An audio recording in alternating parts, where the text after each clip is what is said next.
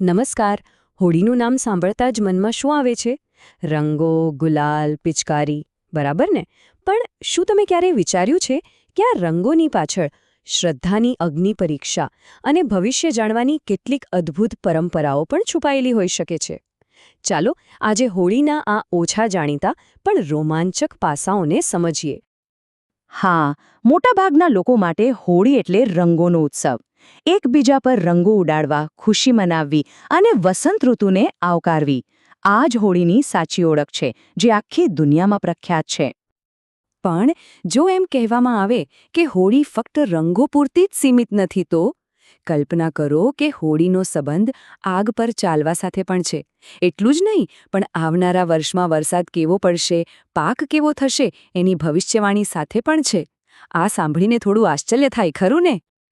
તો સવાલ એ છે કે આ બધી અનોખી પરંપરાઓ આવી ક્યાંથી? આ બધાના મૂળ એક પ્રાચીન પૌરાણિક કથામાં છે. એક એવી વાર્તા જે આપણને હંમેશા અનિષ્ટ પર સારાની જીતનો સંદેશ આપે છે. આ કથા છે રાજા હિરણ્યકશ્યપની, જેને પોતાની શક્તિઓ પર એટલો ઘમંડ હતો કે પોતાને જ ભગવાન માનવા લાગ્યો. પણ એનો જ દીકરો પ્રહલાદ ભગવાન વિષ્ણુનો પરમ ભક્ત હતો. આ વાત રાજાને જરાય પસંદ નહોતી. એટલે તેણે પોતાની બહેન હોલિકાની મદદ લીધી, જેને આગમાં ન બળવાનું વરદાન મળેલું હતું. પણ કહેવાય છે ને કે શ્રદ્ધામાં ખૂબ તાકાત હોય છે. પ્રહલાદની ભક્તિ જીતી ગઈ અને હોલિકા પોતે જ એ આગમાં ભસ્મ થઈ ગઈ. અને બસ આ જ શ્રદ્ધા અને ભક્તિના વિજયની યાદમાં દર વર્ષે હોલિકા દહન કરવામાં આવે છે. પણ મજાની વાત એ છે કે આ એક જ ઘટનાની ઉજવણી કરવાની રીતો આપણા દેશમાં કેટલી બધી અલગ-અલગ અને રસપ્રદ છે.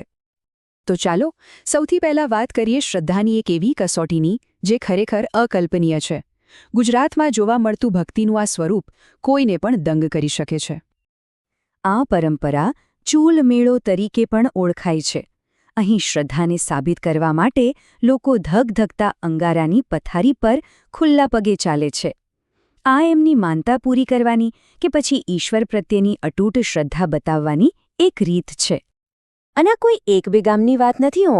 તમે જુઓ, પંચમહાલથી લઈને ગાંધીનગર સુધી ગુજરાતના અનેક આદિવાસી વિસ્તારોમાં આ પરંપરા વર્ષોથી જીવંત છે. આ બતાવે છે કે લોકોના મનમાં આ અગ્નિ પરીક્ષાનું મહત્વ કેટલું ઊંડું છે. એ દ્રશ્યની કલ્પના કરવી પણ મુશ્કેલ છે. શ્રદ્ધાળુઓ ક્યારેક તો પોતાના નાના બાળકોને ખભે બેસાડીને એ આગના અંગારા પરથી ચાલી નીકળે છે.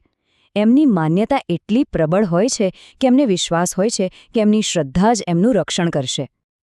સારું, અગ્નિ પરીક્ષાની વાત તો થઈ, પણ હોળી સાથે જોડાયેલી અજાયબીઓ અહીંયા જ પૂરી નથી થતી. ચાલો કેટલીક બીજી એવી પરંપરાઓ જોઈએ જે હોળીના તહેવારને વધુ રસપ્રદ બનાવે છે. જૂનાગઢ પાસે ધંધુસર નામનું એક ગામ છે. અહીં એક એવી પરંપરા છે જે આઝાદીના સમય પહેલાંથી ચાલી આવે છે. એનું નામ છે રા ઉત્સવ. આ ઉત્સવ પાછળની માન્યતા ખૂબ જ ભાવુક છે. એવું માનવામાં આવે છે કે જે દંપતીને સંતાન સુખ ન મળતું હોય તેઓ જો રાના દર્શન કરવાની માનતા રાખે તો એમની મનોકામના પૂરી થાય છે. આ ઉત્સવમાં ગામનો જ કોઈ એક વ્યક્તિ રા બને છે. પછી તેને ગધેડા પર બેસાડીને આખા ગામમાં ફેરવવામાં આવે છે. અને સૌથી સારી વાત શું છે ખબર છે? આ દરમિયાન જે પણ દાન કે ભેટ મળે છે તેનો ઉપયોગ ગૌશાળા જેવા સારા સામાજિક કાર્યો માટે કરવામાં આવે છે. એટલે કે શ્રદ્ધા અને સેવા બંને એકસાથે. હવે એક એવી પરંપરાની વાત કરીએ જે સામાન્ય નિયમથી બિલકુલ અલગ છે. આખા ભારતમાં હોલિકા દહન ક્યારે થાય? ફાગણ સુદ પૂનમની રાત્રે. પણ અરવલ્લી જિલ્લાના બાઠીવાડા ગામમાં હોળી એક દિવસ મોડી એટલે કે ધૂળેટીના દિવસે પ્રગટાવવામાં આવે છે. પણ આવું કેમ? એક દિવસ મોડું શા માટે? આ વિલંબ પાછળ એક બહુ જ રસપ્રદ હેતુ છુપાયેલો છે અને એ હેતુ છે ભવિષ્યની આગાહી કરવાનો. આ પ્રથાને વર્તારો કહેવાય છે. એમાં થાય છે એવું કે હોળી પ્રગટાવતા પહેલાં જમીનમાં 4 માટીના લાડુ દાટી દેવાય છે. બીજા દિવસે જ્યારે હોળીની આગ ઠંડી પડી જાય ત્યારે એ લાડુ બહાર કાઢીને તેમાં રહેલા ભેજને તપાસવામાં આવે છે. અને એ ભેજના આધારે નક્કી થાય છે કે આવનારું વર્ષ ખેતી માટે કેવું રહેશે.